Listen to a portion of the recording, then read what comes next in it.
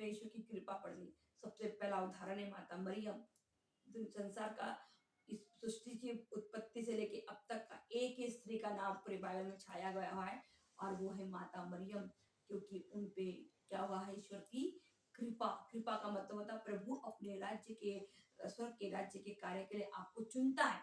और अफसोस की बात है, हम स्त्रियों में मरियम के बाद कोई स्त्री ऐसी नहीं आई जिस पे कृपा आई। बहुत से संत और नबी आए, लेकिन जो आम जनता मरियम को जानती है, पहचानती है, उनकी जिंदगी इतनी गंदी है, मांस के मुंह से प्रणाम मरिया कृपा पात्र बोलते हैं, लेकिन उनका चरित्र पूरा खराब है। स्टेटस के चक्कर में चरित्र पूरा डाउन हो चुका है। हम महिला मंडल बना के आज कार्य करने की कोशिश कर रहे हैं, लेकिन करेंगे किसके लिए? क्योंकि बुरी महिला भी हमारी अपनी से, अच्छी महिला भी हमारी अपनी, किसके विरुद्ध जाके साक्ष्य देंगे हम? दोस्तों, माता मरियम के जीवन को अगर जीना है तो प्रणाम मरिया बोल बोल के इसको आपको अपने चरित्र में क्या करना पड़ेगा? माता मरियम ही नहीं से जितने भी संत प्रेरित नबी लोग हैं, उन्होंने क्या किया है? अपने चरित्र से यीशु को जिया है, दूसरा कुछ नहीं है। उन्होंने क्रूस उठाया यीशु के नाम से, अपने बीबी के नाम से, अपने बच्चों के नाम से, अपने नाती पोती घरदार के नाम से नहीं, यीशु के नाम से क्रूस उठाया है। क्योंकि यीशु के नाम से जो मिल जाए, सुख मिले दुख मिले, सबके लिए मेरा जीवन एक जैसा है। लेकिन हमारा अफसोस का जीवन है, हम जैसा हमको दुख तकलीफ आती है हम भाग जाते हैं मसीह को छोड़ के, उसकी पवित्रता को छोड़ के। जब तक हम अच्छे रहते, ढोल पार्टियां करते रहते, वेरी गुड वेरी गुड। दोस्तों, आज का जो समय है ना, आपको अपने आप को हर दिन, जी हाँ दोस्तों, हर दिन आपको मुझे चेक करने की जरूरत है कि कहीं हम ईश्वर की कृपा से हलट तो नहीं हटके जिंदगी जी रहे। कहीं ऐसा जीवन तो हम नहीं जी रहे जिसमें सिर्फ एक आम जीवन है, सुबह से उठ के लेके शाम तक जैसे जानवर अपना जीवन जंगल में जीते, वैसा जीवन हम शहरों में जी रहे, सिर्फ इंसान के नाम पे सिर्फ कपड़े पहन के घूम रहे हैं। बहुत जल्दी आपको इंसान बिना कपड़े के दिखेंगे, ये भी लिख के रख लीजिए, क्योंकि इंसान आज सिर्फ और सिर्फ समाज में अपनी हर इच्छा को सही प्रूव करने में लगा हुआ है, अपना मनमाना जीवन दूसरों पे थोपने के लिए, मैं सही बाकी पूरी दुनिया गलत, ये लगा हुआ है। आज हालत बहुत खराब है दोस्तों। मैंने पिछले बार आपने बताया, 2 बुजुर्ग लोगों को उनकी खुद की औलादों ने 7-7 8-8 दिन से घर में पैक करके रखा है, और वो भी उसी घर में है। वो एक तो आपने न्यूज़ देखा, एक लड़के ने अपनी गर्लफ्रेंड को मर्डर कर दिया और दूसरे से शादी करने जा रहा। क्या शैतान की क्या चाल चल रहा है, आप समझिए। और ये सब देखने के बावजूद भी यदि हम अपने जीवन के चरित्र को बदलना नहीं चाहते, तो इससे ज्यादा अभागे तो कोई भी नहीं हो सकता, कोई भी नहीं। बाइबल का एक एक शब्द प्रैक्टिकल हो रहा है दुनिया में, लेकिन आज भी हम नूह के दिनों की गलतियां, गोमोरा सोदोमा के दिनों की गलतियां कर रहे हैं प्रभु जी, या वो गलतियां जो इजराइली लोगों ने उन 40 साल की यात्रा में किया। दोस्तों, बार बार एक ही गलती को मौत हराइए, क्योंकि आप और मैं भी इंसान है। अगर हमारे भी परिवार में कोई व्यक्ति एक ही गलती बार बार करता है, तो हम भी इरिटेट होकर उसको कुछ ना कुछ बोलते ही है। वो तो शक्तिशाली परमेश्वर है, उसके खिलाफ में बार बार मत जाइए और मत वो गलत काम कीजिए, वो इरिटेट हो जाए। दोस्तों, महत्वपूर्ण जिंदगी बहुत ही खूबसूरत है। मैं फिर कहती हूँ, हर बार कहूंगी, परमेश्वर ने, ईश्वर ने जो आत्मिक पिता है हमारा, वो आत्मा है, उसकी सारी शक्ति का संबंध आत्मा से है। शरीर के लिए उसकी कोई योजना नहीं है। जैसे मोबाइल की सिम पहले बनी, मोबाइल बाद में बना, वैसा ही आत्मा पहले बनी, शरीर बाद में बना। अपने शरीर को लेके इतने घमंड में, इतने अकड़ में मत आइए, क्योंकि कीड़े मकोड़े खाने वाला शरीर है, न्याय आत्मा का होगा। ऐसा कोई गलती मत कीजिए कि आपकी आत्मा को परमेश्वर को न चाहते हुए भी नरक में डालना पड़ेगा, क्योंकि नरक वाली योजना प्रभु ने नहीं, आपने और मेरे अपने कर्मों की सजा होगी। वो प्रभु किसी को दंड देना नहीं चाहता, लेकिन हमारे कर्म ऐसे नहीं है कि वो चाह के भी हमें क्या न करे, स्वर्ग में डाले। मैं फिर कहती हूँ, प्रभु पवित्र कलीसिया को लेने आने वाला है, प्रभु धार्मिक लोगों को लेने आने, प्रभु उनको लेने आने वाला है जो यीशु के चरित्र में जीवन जिएंगे। मेरी भेड़े मेरा नाम जानती है और मेरी भेड़ों की नाम मैं जानता हूँ। इसका मतलब कितना इंपॉर्टेंस रिलेशनशिप है कि यीशु आपका क्या करता है, कितना इंपॉर्टेंट, आपका नाम जानता है वो। और आज आप और मैं क्या कर रहे हैं? यीशु के जीवन, यीशु का नाम कितना, आज क्रिश्चियन लोगों का जीवन इतना इतना खराब है कि वो एक आइडियल जीवन नहीं जी रहे यीशु के नाम पे। इसका सबसे बड़ा उदाहरण अमेरिका है। मैं हर बार बताई, फिर बताती हूँ आपको। दोस्तों, समय आ गया है कि ईश्वर की कृपा में काम कीजिए। ईश्वर को बोलिए, प्रभु मेरा जीवन दयनीय जीवन नहीं होना चाहिए, मेरा इस्तेमाल कर, कुछ नया मैं करूँ। लिमिटेड जिंदगी है दोस्तों, ये कितनी लंबी होनी चाहिए ये बड़ी बात नहीं है। कितनी छोटी है लेकिन कितनी अच्छी आपने ईश्वर के नाम पे बिताई है। मैं बताती कई ऐसे संत और नबी है जिन्होंने बहुत छोटी सी उम्र में ईश्वर को जान लिया और स्वर्ग में विराजमान हो गए। दोस्तों, आज हम सबों को कृपा के सेक्टर में आने की जरूरत है, न कि दया की। दया में वो लोग आएंगे जो न्यू है, जिनको यीशु नहीं जानता या यीशु को वो नहीं जानते। जो अभी जो कलीसिया आएंगे नए विश्वासी लोग, वो सब दया में आएंगे क्योंकि वो चमत्कार, चंगाई और जरूरतों को देख के आएंगे क्योंकि प्रभु उन पर दया करेगा। अंतिम में अभी ऐसे मिराकल्स होंगे, आप देखेंगे मुर्दे जी उठेंगे, अभी ऐसे मिराकल्स होंगे और ऐसे बड़े बड़े मिराकल्स होंगे जो अन्य जाति के जो लोग हैं जो ईश्वर को नहीं जानते, वो जो लोग जानते हैं उनसे बड़े चमत्कार करेंगे क्योंकि उनका विश्वास हमसे 100 गुना बड़ा होगा। जिनके पास हाथ नहीं, उनका हाथ अपने आप आ जाएगा, जिनके पास पैर नहीं, उनका पैर आ जाएगा। इस तरीके के चमत्कार के लिए आप तैयार रहिए दोस्तों। एक ब्रदर की टेस्टमनी आपने शायद देखी है, 45 मिनट डॉक्टर ने डिक्लेयर कर दिया कि वो मर गया, डेथ है करके, लेकिन 45 मिनट के बाद तक उसको वो डॉक्टर ने कोशिश की जिंदा जिलाने की जो भी हार्ट के लिए कर सकते सब कुछ किए, लेकिन आखिरी में डॉक्टर ने उनको डेथ डिक्लेयर किया और आफ्टर 45 मिनट उनका दिल फिर से धड़कने लगा। इस तरीके के मिराकल्स परमेश्वर करेगा उन लोगों के जीवन में जो दया के पात्र है। लेकिन कृपा पात्रों को क्या करना है? क्रूस उठाना है। तेरे पेत्रुस, याकूब, योहन, पतरस, पौलुस, इन्होंने क्या किया? स्टेफनुस क्या किए? कृपा थे, मार खाए। हे प्रभु, लोग पत्थर से मार रहे फिर भी क्या बोल रहे हैं? प्रभु इन्हें क्षमा कर क्योंकि ये नहीं जानते और मैं अपनी आत्मा से देता हूँ। इस तरीके का जीवन जीने का समय आपका और मेरा है। वो तो नए लोग हैं, इसलिए वो दया, चंगाई, चमत्कार की जरूरतों के पीछे भागेंगे, लेकिन आप और मैं सिर्फ और सिर्फ पवित्र आत्मा के पीछे भागने वाले लोग चाहिए क्योंकि एक पवित्र आत्मा ही है जो हमारे हर जगह यीशु की उपस्थिति का सबूत देंगी और सबसे बड़ा सबूत देंगी आपके चरित्र से। मैं फिर कहती हूँ, स्टेटस के पीछे मत भागिए। यीशु आपका लेने के लिए जब आएगा तो अपने हाथ में एक किताब या कॉपी लेके नहीं आएगा, नहीं चेक करेगा कि बताओ दुनिया में तुम्हारे कितने घर थे, तुम्हारे कितनी गाड़ियां थी, तुम्हारे कितने बच्चे थे, डॉक्टर थे, इंजीनियर, कितने लोगों को तुमने कितना पैसा दान दिया। नहीं, ये स्टेटस है, इससे प्रभु को कोई नहीं प्रॉब्लम। तुम बोलते हर शादी में तुम अलग अलग कपड़े पहने कि नहीं पहने, तुम्हारे पास कितना सोना है, इस स्टेटस है। यीशु इनमें से किसी बात में इंटरेस्टेड नहीं है। क्या पूछेगा? सिर्फ और सिर्फ तुम्हारा चरित्र, तुम्हारा कैरेक्टर। क्या तुमने मेरे नाम पे आनंद उठाया? यीशु बोलता है, पौलुस कहते हैं आनंदित रहो। मैं फिल्म से फिर कहता हूँ, यीशु के नाम में क्या रहो?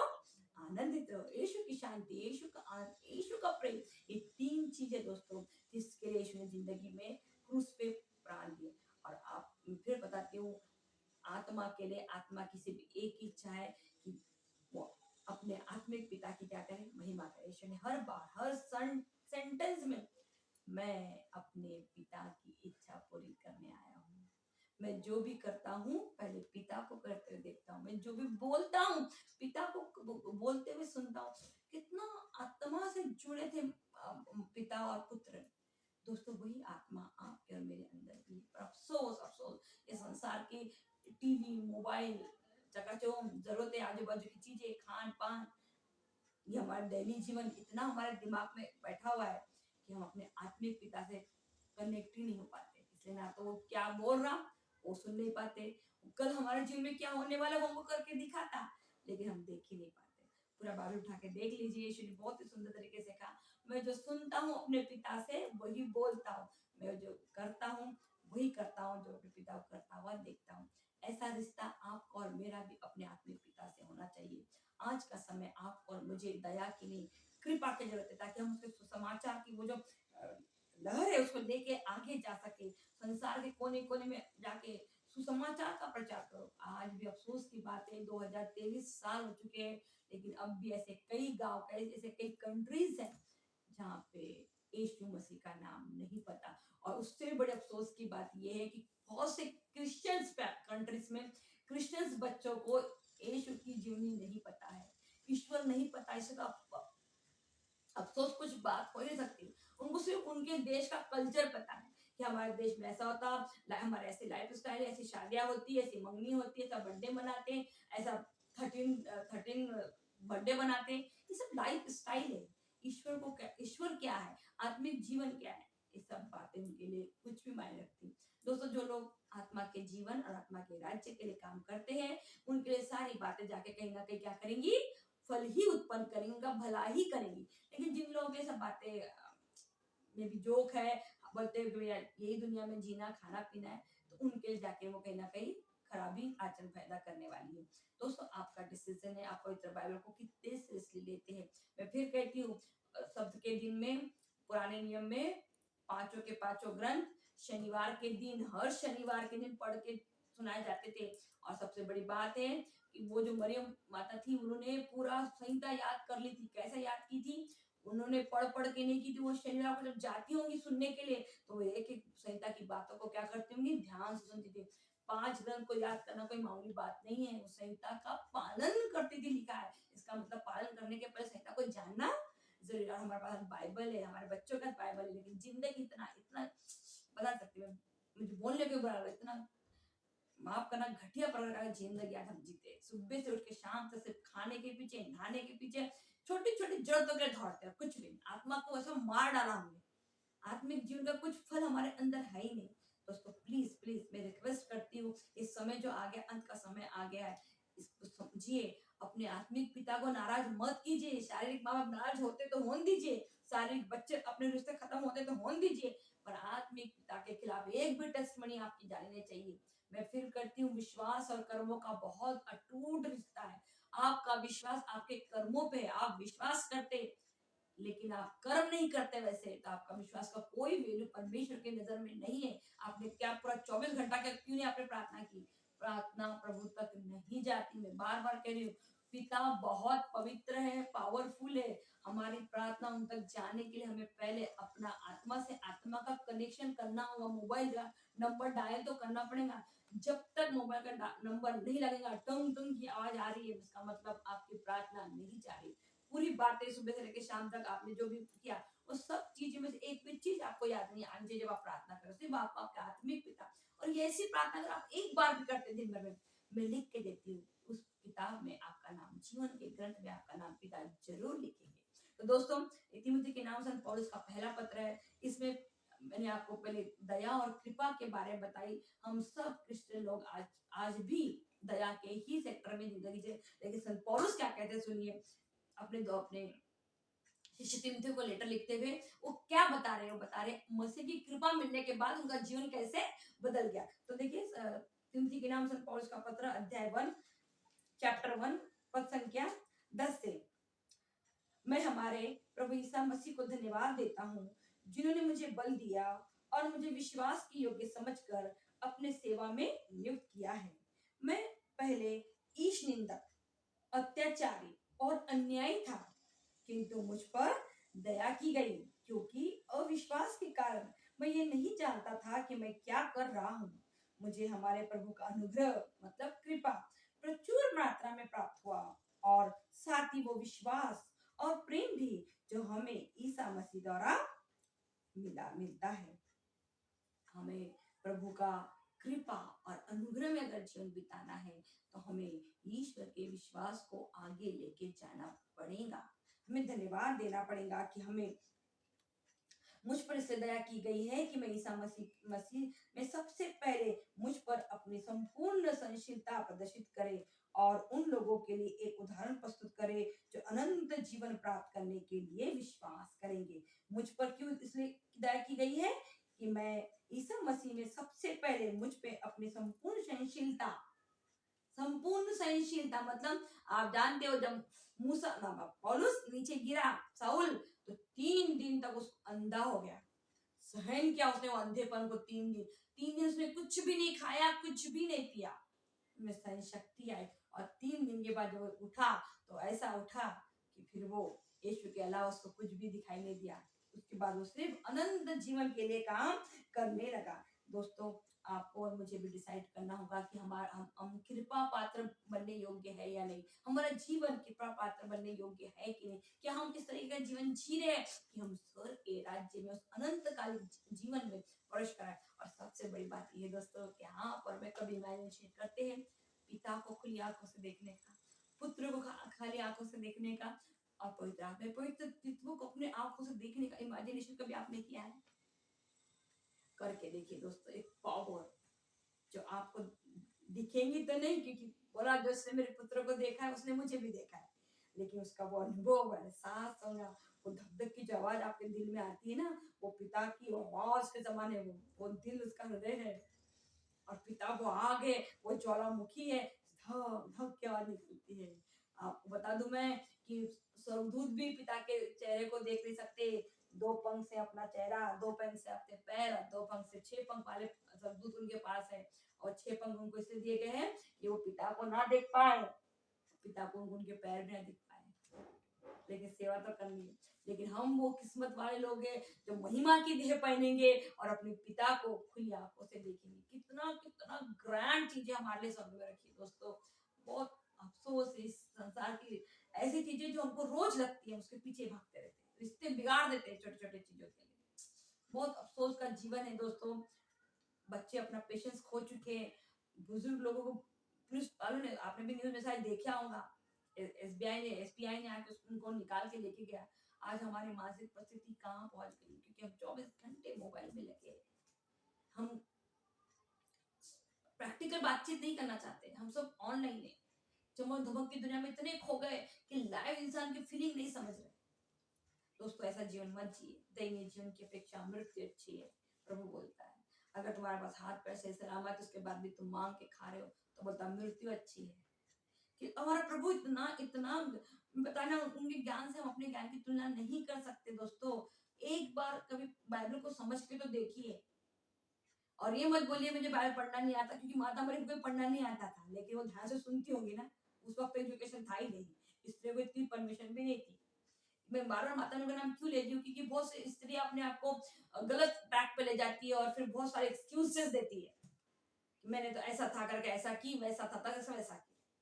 एक्सक्यूज देने के लिए अगर आप माँ मरियम को सच्ची भक्तन है तो माता मरियम के चरित्र को पहले अपना लीजिए, अदरवाइज बंद कर दीजिए बोलना पड़ा हमें या कृपा पूर्ण, क्योंकि माता मरियम का जीवन पूरी तरीके से बोला ईश्वर मैं तेरी इच्छा मुझ में पूरी हो जाए। आज आपका मेरा जीवन है ऐसा, हम बोल सकते हैं कि प्रभु हम अपने लिए नहीं जीना चाहते, अपने जीना चाहते, एक भी नहीं बोलता कोई, किसी ऐसी प्रार्थना तक दूर दूर लोग नहीं करते। चिट्ठी मेरा किराने का लिस्ट कैसा है वैसा हमारे पास लिस्ट है इस 70-80 साल के जीवन के लिए, और जो बात हमारे बस की है भी नहीं, हम उस बात के लिए भी प्रार्थना करते हैं। प्रभु अरे इतने ये मुंह से इतना बड़बड़ करते ना जिसका कोई वैल्यू नहीं है। अरे पहले अपने आत्मिक पिता को जान दो, लोगों उस पावर को जान लो, फिर प्रार्थना करो, फिर यीशु को जानो, फिर पवित्र आत्मा को जानो, फिर पवित्र चित्र को मिलाओ, और देन आपकी प्रार्थना शुरू करो। पिता पुत्र पवित्र आत्मा त्रिनेत्र है, इन तीनों को ट्रिनिटी को ज्वाइन करेंगे तब जाके आपका प्रार्थना है। पिता हर मामले में पुत्र को देता श्रेय, पुत्र हर मामले में देखो कितना रिश्ता अच्छा है, अपने पिता को श्रेय देता और दोनों मिलकर पवित्र आत्मा को श्रेय देते। यीशु बोलता मेरा किसी ने अपमान किया तो चलेगा, पवित्र आत्मा का नहीं करना। क्या सुंदर है, सब एक देखो सब इतने पावरफुल है, लेकिन सब एक में को बढ़ा रहे आगे, वो मेरे से बड़ा, वो मेरे से बड़ा, मैं इसके लिए कर रहा। ये होता है इतना ताकत और पिता होने के बावजूद भी मेरे पुत्र की सुनो, मैंने स्वर्ग और नरक की सारी पूंजियां मेरे पुत्र को दे दी हूँ, ये मेरा प्रिय पुत्र। कितना सुंदर रिश्ता है, मेरे को निभा रहे हैं, वो सब एक दूसरे को उठा रहे हैं, और हम क्या करते हैं अपने जीवन में, सब एक दूसरे की टांग खींचते हैं। दोस्तों ये क्रिश्चियनिटी नहीं है, ये मसीहत का जीवन नहीं है। मैं फिर बार बार कहती हूँ क्रिश्चियनिटी कोई धर्म नहीं है, कोई संस्था नहीं है, ये चरित्र है उस ईश्वर का जिसकी आत्मा हर एक मनुष्य के अंदर है, हर एक मनुष्य के, फिर वो किसी भी जाति का किसी भी धर्म का क्यों ना, जिस दिन वो ईश्वर के चरित्र को समझ जाएगा, वो क्रिश्चियन बने ना बने, वो अपने आत्मिक पिता का दर्शन जरूर करेंगे। दोस्तों बहुत आज में वीडियो का शेयर कीजिए और जरूर जरूर मनन चिंतन कीजिए इन सारी बातों पे। इस जो अनंतकालिक जीवन है ये सब ऐसे ही नहीं है, अगर आप वाक्य में मसीह बने हो तो इन सब बातों पे डीपली जाके मनन चिंतन कीजिए। सशक्तिमान पिता परमेश्वर स्वर्ग और पृथ्वी के सृष्टिकर्ता हमारे स्वर्गीय पिता, मैं आपको धन्यवाद देती हूँ प्रभु आज के दिन के लिए, आज के क्षण के लिए, इन वचनों के लिए प्रभु जो तूने हमें दिया। धन्यवाद प्रभु संत पौलुस के लिए, धन्यवाद प्रभु तेरे उन सारे कृपा पात्रों के लिए जिन्होंने बताया कि ईश्वर की कृपा का मतलब है क्रूस, दुख और तकलीफ उठाना। किसके लिए? बीवी बच्चों के लिए, आजू बाजू वालों के लिए नहीं, सिर्फ और सिर्फ यीशु के नाम से। आप अपने परिवार के लिए कितनी दुख तकलीफ उठा के, किसकी टोपी किसके सर पे पहना के क्या खिलाते पिलाते, यीशु को कोई लेना देना नहीं। मेरे लिए तुम अपना जीवन कितना, मैं अपना जीवन अपने पिता के लिए क्या करता हूँ, अर्पित करता हूँ। ऐसा जीवन आप में भी वही आत्मा है जो यीशु में और मुझ में, यीशु में जो आत्मा थी वही आत्माएं हम में भी है। तो क्या आप और मैं ऐसा कहते हैं कि मैं अपना जीवन अपने पिता के लिए अर्पित करता हूँ? कोई नहीं कहता दोस्तों, ना रक्त से, ना शरीर की वासना से, और ना ही अपनी इच्छा से, बल्कि मैं किसके लिए आया हूँ, अपनी पिता की इच्छा पूरी करने आया हूँ। आज आप और मेरा जीवन में टटोल करने की जरूरत है कि हम इस संसार में किसकी इच्छा पूरी करने में लगे हुए हैं। अपने बच्चों की, अपने पति की, अपनी पत्नी की, अपने माँ बाप की, अपने पड़ोसियों की, अपने दोस्तों की, किसकी इच्छा?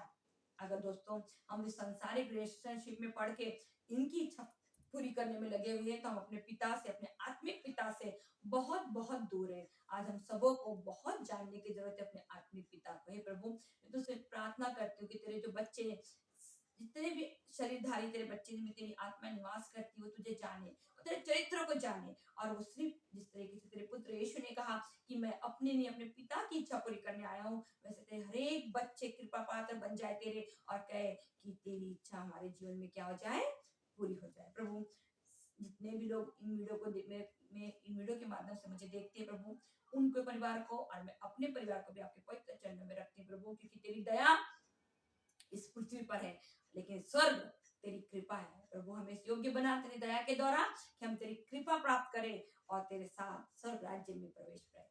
सारी महिमा, सारा आदर मेरे पिता में तुझे देती हूँ। मुक्तिदाता, उद्धार करता यीशु मसीह के नाम से मांगती हूँ। इस प्रार्थना को तो सुन और कबूल कर। आमीन।